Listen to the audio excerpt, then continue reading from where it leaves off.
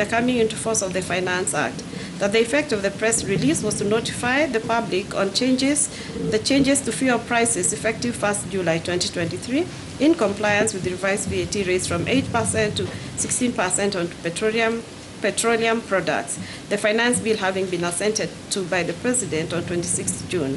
Mr. Issa pointed out that neither the alleged contempt nor EPRA, that is the one with the long name, were a party to the proceedings at the time the court issued the orders on 30th June, as were yet to be joined to these proceedings.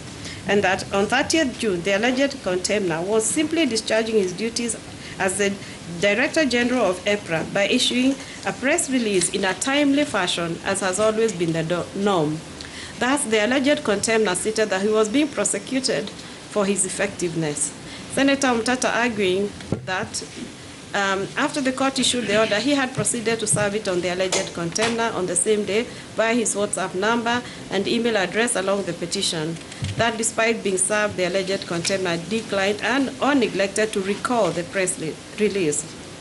As explained earlier, the two ingredients necessary for a finding of contempt are knowledge of the court order, which the alleged contemner denied, and willful disobedience. On the former, the alleged contemner argues that neither he nor EPRA were a party to these proceedings. Evidently, the said argument is true, but nevertheless, reviewing the document exhibited as and marked as 0005, it is clear that there was a WhatsApp conversation between Senator Mtata and the alleged contemner, of which the latter does not dispute.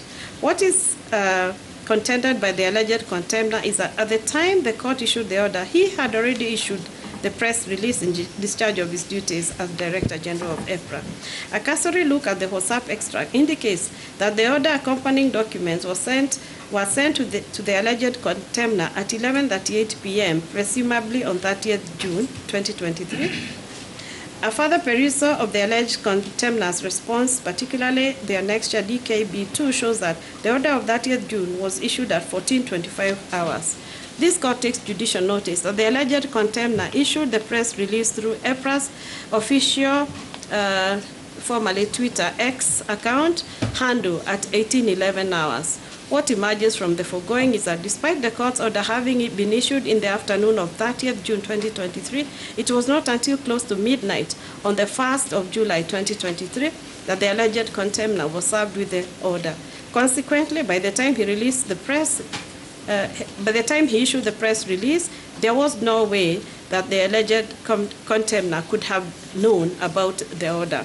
From the facts and the evidence, we find and hold that the Finance Act, having been assented to by the President, took effect on 1st July 2023.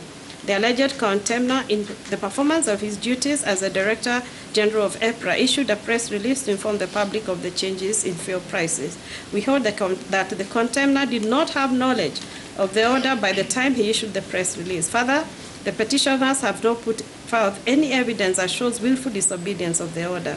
As was held in Ahmad Abolfadi's case, the standard of proof in contempt applications is high, and the petitioners have failed to surmount this burden.